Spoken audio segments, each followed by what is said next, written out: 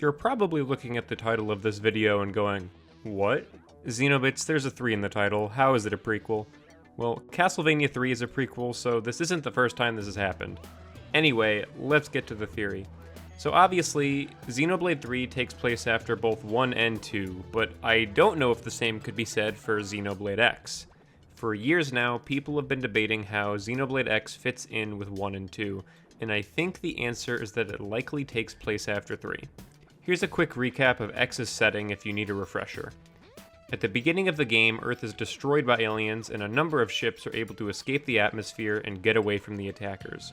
One of them, the one that our main characters are on, eventually crash lands on a habitable planet that they call Mira and begin rebuilding civilization. So, pretty simple.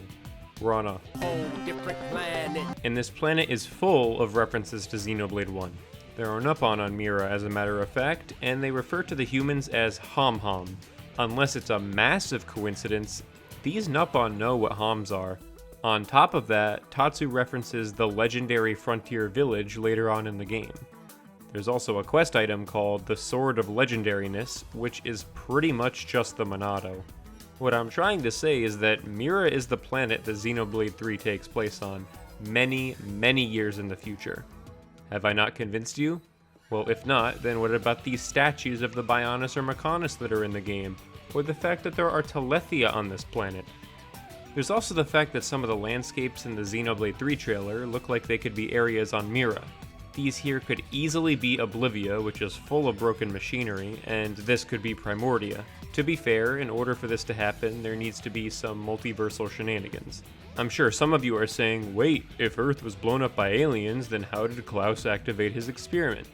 And the answer to that is that it's simply just an alternate Earth. Separate universes aren't out of the question at all, since we've clearly been in multiple, and Klaus literally says that there are others. On top of that, Mira is canonically cut off from the rest of space by some sort of space-time anomaly, which is also referred to as Phenomenon Space. Phenomenon Phase Shift, also known as Phase Transition, is what was used by Klaus to perform his experiment that destroyed Earth. To summarize, what I think happened was that after the worlds of Xenoblade 1 and 2 merge at the end of their respective games, Xenoblade 3 takes place.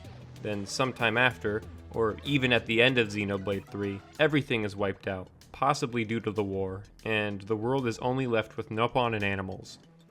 The planet then starts to look like the Mira we know through the passage of time, and the events of Xenoblade X play out hundreds or even thousands of years later. Again, this is just a theory, but an entirely possible one at that.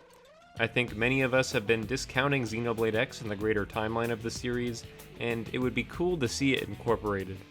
What do you guys think? Let me know in the comments, and I'll definitely be making more Xenoblade 3 theory videos in the future. Alright guys, thanks for watching, and I'll see you in the next one. Bye!